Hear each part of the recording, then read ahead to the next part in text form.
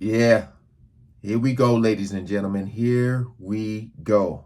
Now, we are on the Truth Is channel, and we got the truth about record labels, how record deals really work.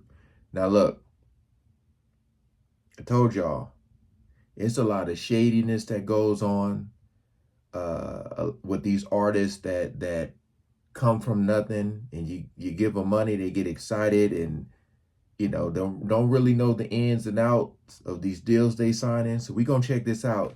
Again, appreciate you guys coming over and watching. This is my first time doing a reaction video to this channel, so I don't know what's gonna happen, but hopefully everything goes smoothly, because I need y'all, want y'all to see these type videos. All right, so we ain't gonna waste no more time. Let's jump right into it. Truth is, many kids grow up idolizing their favorite artists, praying that one day they can get signed to and become successful artists.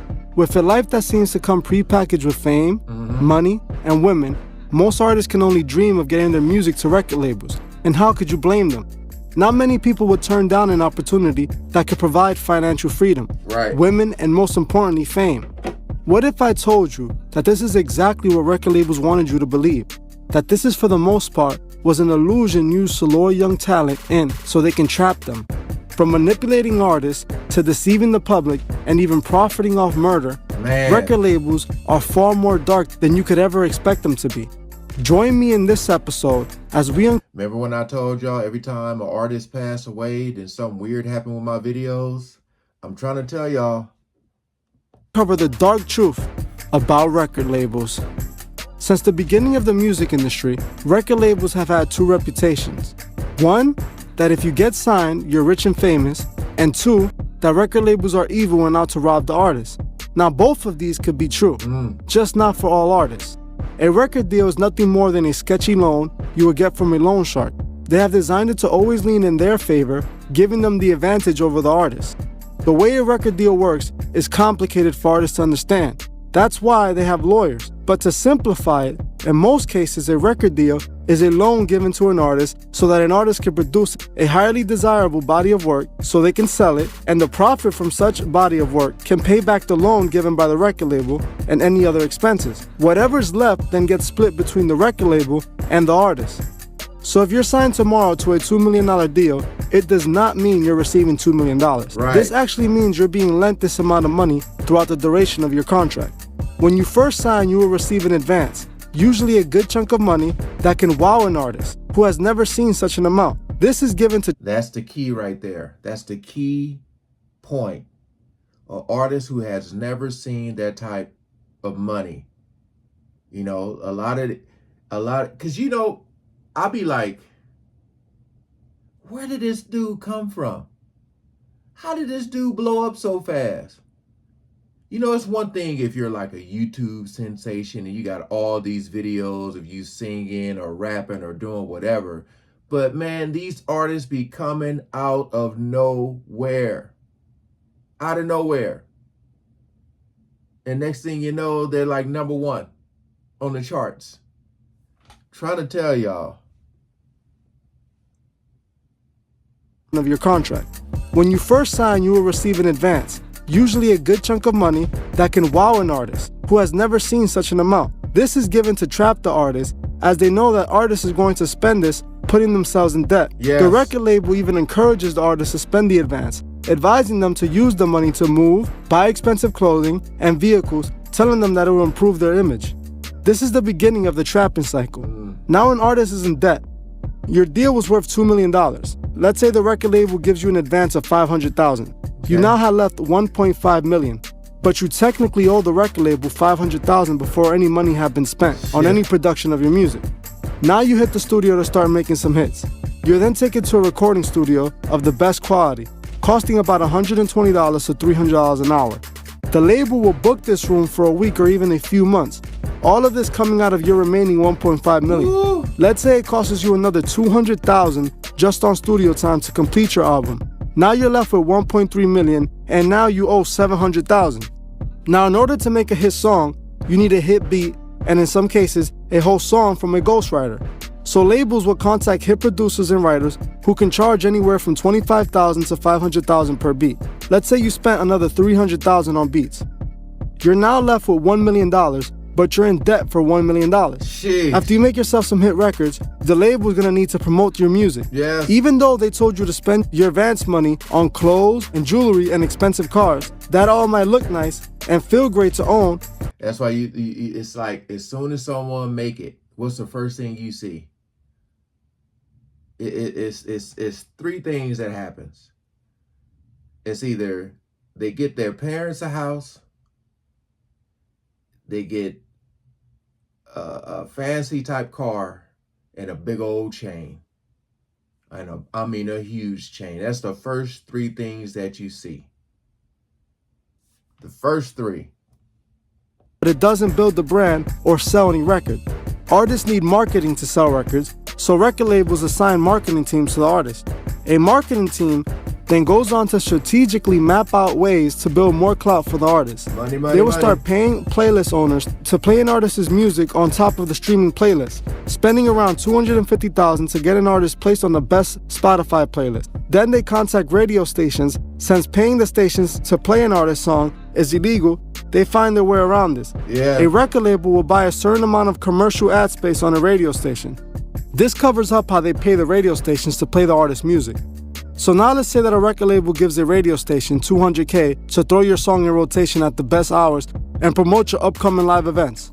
You're now at $550K and you're now in debt $1.5 million. Now the Damn. entire time you were making music and being creative, you had a team and a manager behind the scenes working endless hours making things happen. All of those people are being paid by you, even if you don't know it. Let's say you pay your staff another $200,000 and are now left with $300K and you're in debt $1.7 million. Now that you're going a buzz and your song starts to pick up steam, artists are going to want to start touring.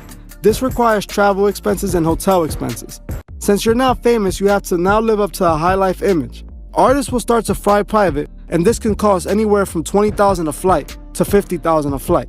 When they land, they have to stay at the best hotels and the most expensive rooms. Now, see, I love how he's saying this, right?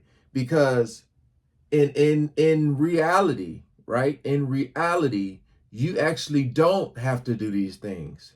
You don't. You don't have to get a private jet. You don't have to stay in the fancy hotels. But it's all about the image that you're trying to, keep up with. Like, for instance, Kanye West has some of his stuff is I don't know what the hell was the thought process of when they made that.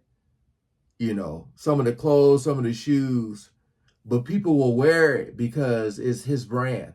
You know what I mean? So it's all about who can do it first, who can be oh, I can do it too, all that type of stuff. So it's all about the image, man, to get people to go oh, to go viral, all that stuff. I love how he's saying this because you actually don't have to do all this.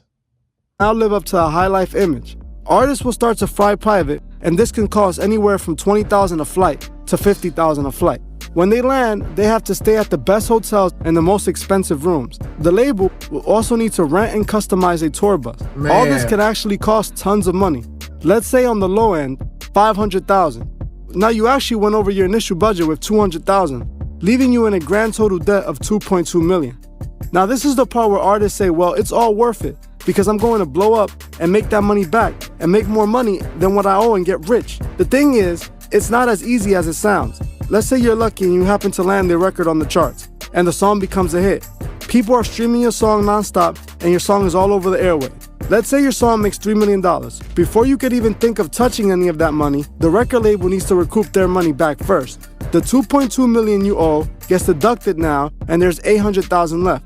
Most people think that the artists sign deals and get a good percentage on their royalties. But in most cases, unless you're an established act, your royalty split looks around the lines of under 8%. Oh. For some artists, going as low as 4%. Meaning that an artist will only see 4 to 8% of the profit made. So let's say the label was feeling generous when they signed you and gave you 8%. You will make a grand total of $64,000. while the record label pockets the remaining $736,000. Now you might ask yourself, don't artists get to keep all their show money? This is not completely true. See, labels tend to sign artists to different type of deals, and new artists usually sign to 360 deals. A 360 deal basically means that a label will be able to profit off anything an artist does associated with music. Damn. Meaning that a label can take a cut of any shows alongside other expenses that come with touring, leaving big-name artists in difficult financial positions. More often than not, leading these artists to re-signing again to the same label for more advance money. This is how they trap an artist. An artist takes more money and gets back into more debt. Not only do the labels control the artist through financial ways, they also do it in a more direct way, often sculpting artists to fit a general mold, packaging them, and shipping them off as if they were a product. Labels will control what artists say and can't say. They will dress them with the brands they can wear and even how they can wear it. See? Also, they can manipulate the fans. See, record labels know When you be like, what does that fool wear? Why are you dressed like that? You hear it? I'm trying to tell y'all, man, this is all this, and it's been going on for years. But, you know, with social media and everybody with their phones, you see it more. You see it. Whenever you're questioning something, here's your answers.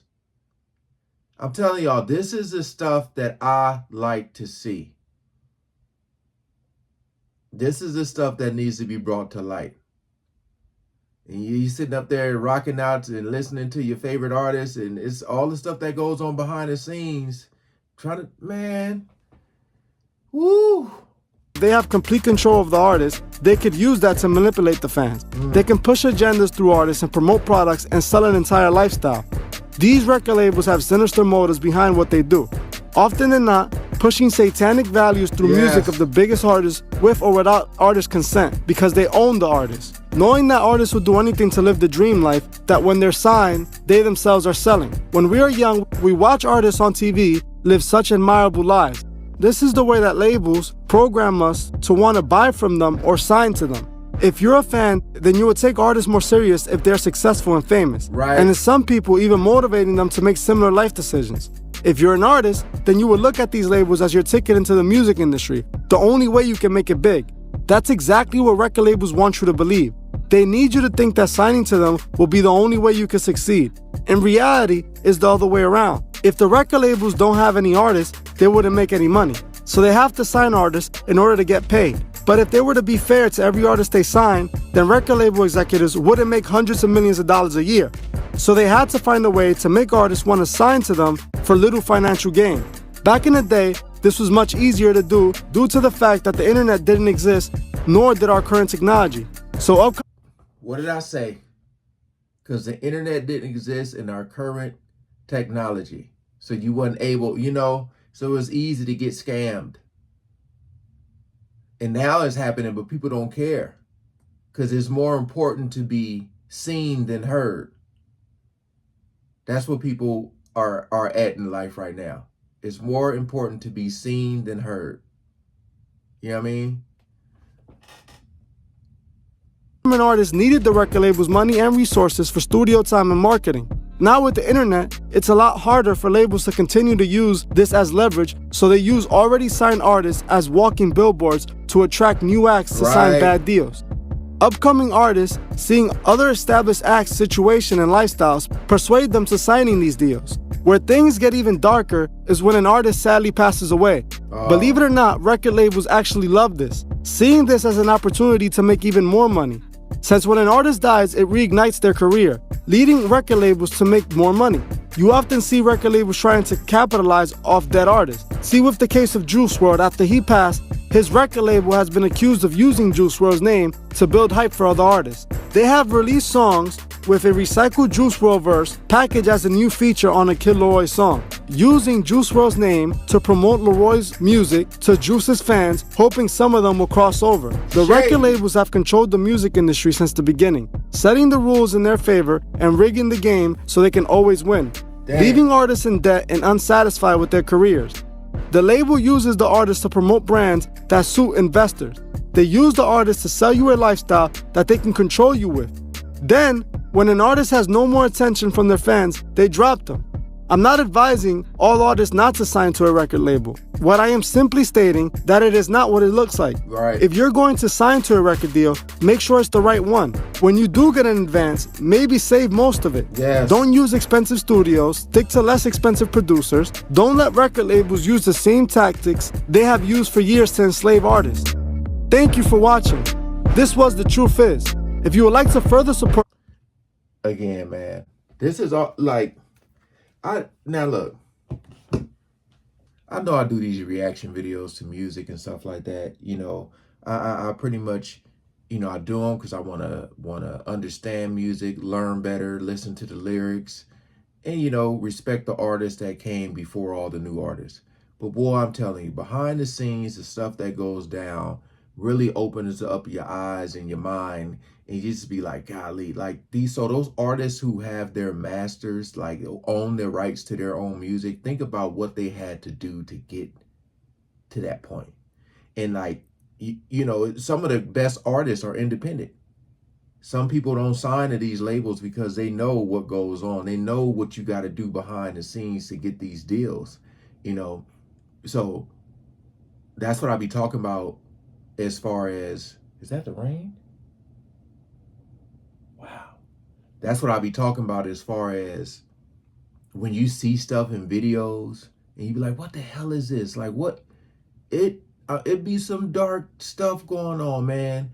It like that video WAP is darker than what you think. They be talking about that video is representing like what be going on at these parties in Hollywood. A lot of y'all may not know that.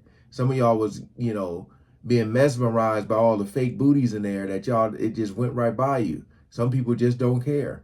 But man, the stuff they were showing in that WAP video, when they broke it down, I'm trying to tell y'all, man, it's a lot of stuff that goes on behind the scenes. Sometimes some people would just be like, man, whatever, man, just let the music play. You better wake the hell up. You better wake the hell up. This is how I'm coming in 2023. Oh, yeah. But again, shout out to the Truth Is channel. I had to watch this and show y'all so you guys can get a better understanding. But again, appreciate y'all coming over. Peace out.